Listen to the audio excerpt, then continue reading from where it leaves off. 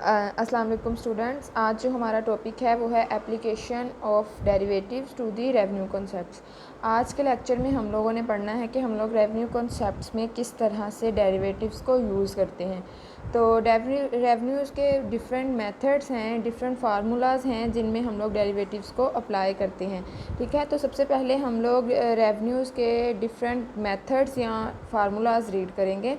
ठीक है, जो सबसे पहला हमारे पास रेवेन्यूज़ का फार्मूला है वो है AR का फार्मूला। ठीक है, AR यानी कि औसत वसूली। औसत वसूली फोर्थ ईयर हम लोगों ने ये कॉन्सेप्ट सारे क्लास में भी रीड किए थे, तब जब हम लोगों ने थ्योरी रीड की थी। ठीक है, तो अब ये इक्वेशंस और ये फार्मूलाज हम लोग डिटेल से पढ़ चुके हैं। ठीक है, अब आप लोगों ने इसको देखना है, इसके क्वेश्चंस मैथमेटिकल वे से हम लोगों ने इसके क्वेश्चंस देखने हैं। ठीक है, औसत वसूली हमारे पास क्या है? औसत हासिल का तफ़ाल इज़ इक्वल टू कुल पैदावार ओवर पैदावार की मिकदार। ठीक है, आप लोगों को वैसे भी पता है कि जब भी हम लोग किसी चीज़ की औसत फाइंड करते हैं तो हम लोग उसकी टोटल को उसके नंबर ऑफ़ यूनिट्स पर डिवाइड करते हैं। ठीक है, ये इसका सिंपली फार्मूला है कि हम जब भी किसी चीज़ की एवरेज लेते हैं तो हम उसकी टोटल को उसकी नंबर पर डिवाइड करते हैं। ठीक है, इस तरह इसी फार्मूला में दिया गया है कुल हासिल ओवर पैदावार की मिकदार। ठीक है, जो हमारे टोटल यूनिट हैं, टोटल रेवेन्यूज़ आते हैं, उसको हम पैदावार की इकाइयों पर जब डिवाइड करते हैं तो हमारे पास AR आ जाता है। ठीक है, इन्होंने यहाँ पर फार्मूला दिया है AR is equal to TR over Q। तो ये हमारे पास क्या है? AR का फार्मूला। अब हम इसका सेकंड मेथड और सेकंड इक्वेशन देखते हैं, जो हमारे पास इसका जो सेकंड मेथड है, सेकंड इक्वेशन है, वो है TR की। ठीक है, हमारे पास TR क्या है? TR is equal to AR multiplied by Q। TR का हमारे पास फार्मूला क्या है? जब हम एवरेज रेवेन्यू को Q से मल्टीप्लाई करते हैं तो हमारे पास टोटल रेवेन्यूज़ आ जाते हैं।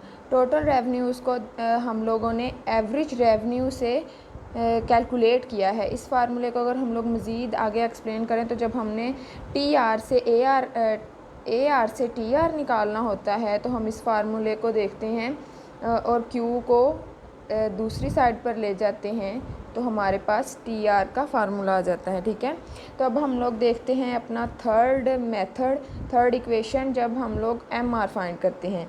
ठीक है, MR हमारे पास क्या है? स्टूडेंट्स, आप लोगों को पता है कि MR क्या है? MR means marginal. मार्जिनल क्या होता है? Every next unit. Every next unit, चाहे वो फिर कॉस्ट का हो, कॉस्ट के लिए हो, या हमारी वसूली के लिए है, जो भी हर आने वाला न्यू यूनिट हमें जो पैदावार देता है, या फिर जो हमें उस पर कॉस्ट लगानी पड़ती है, या फिर हमें जो उससे वसूली हासिल होती है, उसको हम मार्जिनल बोलते हैं। ठीक है, तो मार्जिनल का फार्मूला क्या है? Change in TR over change in Q। Q में आने वाले चेंज की वजह से जो हमारा टोटल रेवेन्यू चेंज होता है। Q हमारे पास क्या है? पैदावार है, और आने वाला नेक्स्ट यूनिट है। जब हम किसी भी पैदावार में नेक्स्ट यूनिट ऐड करते हैं, उसकी वजह से जो हमें रेवेन्यूज़ हासिल होते हैं उसको हम मार्जिनल रेवेन्यू बोलते हैं। ठीक है, तो इसको हम इस वे में पढ़ चुके हैं पहले भी। तो इसका इनफैक्ट हमारे पास MR का क्या फार्मूला है कि जब हम टोटल रेवेन्यू का डेरिवेटिव लेते हैं तो हमारे पास MR आ जाता है। ठीक है, अब हम लोग देखते हैं इसका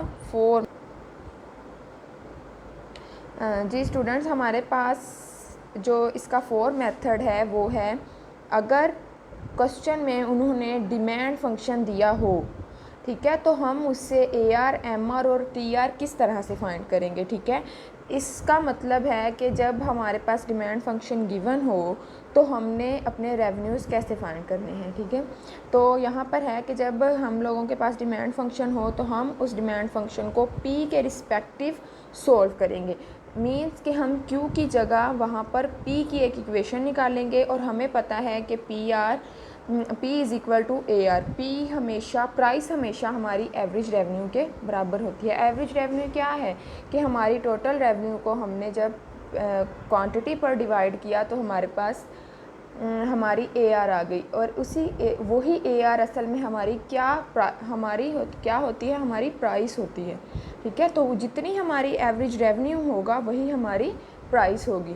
ठीक है, तो हम लोगों ने उसको AR कंसीडर करना है, और AR की हेल्प से बाद में हम लोग TR और MR फाइंड कर सकते हैं। ठीक है, ये थे इसके 4 मेथड्स जिसकी मदद से हम लोग अपने रेवेन्यूज़ फाइंड करते हैं। मतलब कि जब भी कोई फर्म काम करती है तो इन फार्मूलाज़ के ज़रिए वो अपना बेनिफिट या लॉस फाइंड करती है।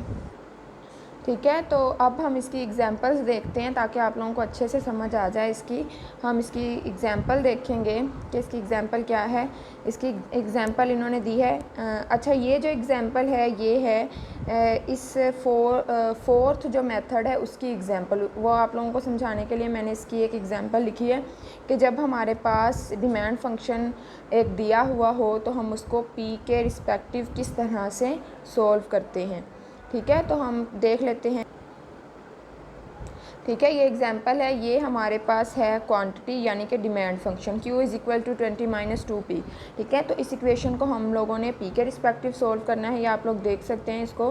तो उन्होंने P की ये इक्वेशन निकाली है। ठीक है, तो हम इट मीन्स कि अगर क्वांटिटी Q हो तो हमारे पास P इतनी प्राइस होगी। ठीक है, तो ये हमारी P की इक्वेशन AR के इक्वल है। इसको हम AR कंसिडर करेंगे। तो आप लोग जानते हैं कि जब हम लोग AR फाइंड करते हैं तो AR से अगर हम लोगों ने टोटल रेवेन्यू फाइंड करना है तो हम AR की इस इक्वेशन को हम Q से मल्टीप्लाई कर देंगे।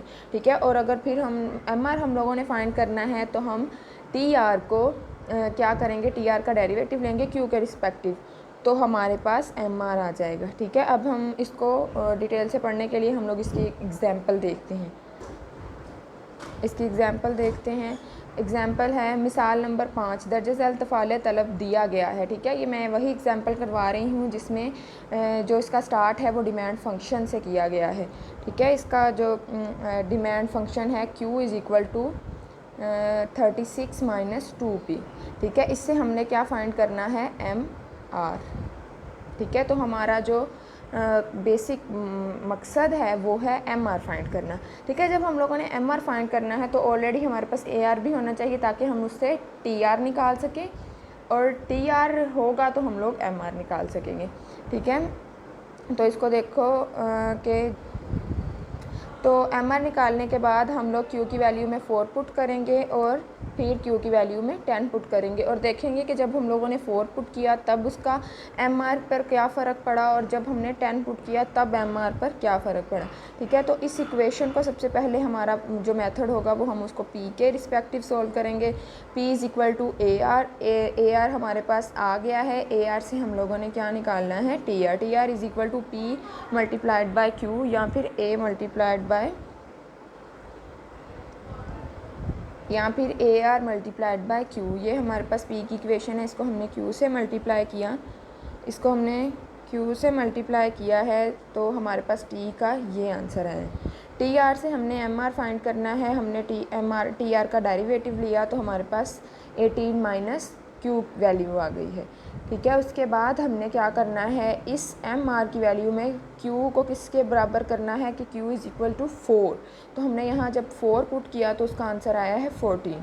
ठीक है, तो जब हमारी क्वांटिटी 4 होगी तो हमारा जो मार्जिनल रेवेन्यू होगा, मतलब 4 क्वांटिटीज़ मोर ऐड करने से हमारे पास जो मार्जिनल रेवेन्यू होगा वो होगा 14। ठीक है, और जब हमारे पास क्वांटिटी 10 होगी तो हमारा रेवेन्यू होगा 8। ठीक है, तो ये क्वेश्चंस आप लोगों ने देखने हैं। इसके अलावा इसकी एक्सरसाइज में कुछ क्वेश्चंस हैं जो आप लोगों ने उनको सोल्व करना है, वो हैं यहाँ पर। अच्छा, ये एक्सरसाइज में जो क्वेश्चंस आप लोग सोल्व कर सकते हो इन मेथड से वो हैं क्वेश्चन नंबर 2, 3, 4, 5। ठीक है, ये क्वेश्चंस रेवेन्यू से रिलेटेड हैं, और बाकी जो इस एक्सरसाइज के क्वेश्चंस हैं वो है कॉस्ट से रिलेटेड। जो कॉस्ट से रिलेटेड टॉपिक अभी हम लोगों ने पढ़ना है, तो आप लोगों ने ये रेवेन्यू से रिलेटेड टॉपिक क्वेश्चंस आप लोगों ने सॉल्व करने हैं और मुझे दिखाने हैं। ठीक है, अगर इसमें कोई इशू हुआ तो आप लोग मुझसे डिस्कस कर सकते हैं। Best of luck dears. Okay, अल्लाह हाफिज़।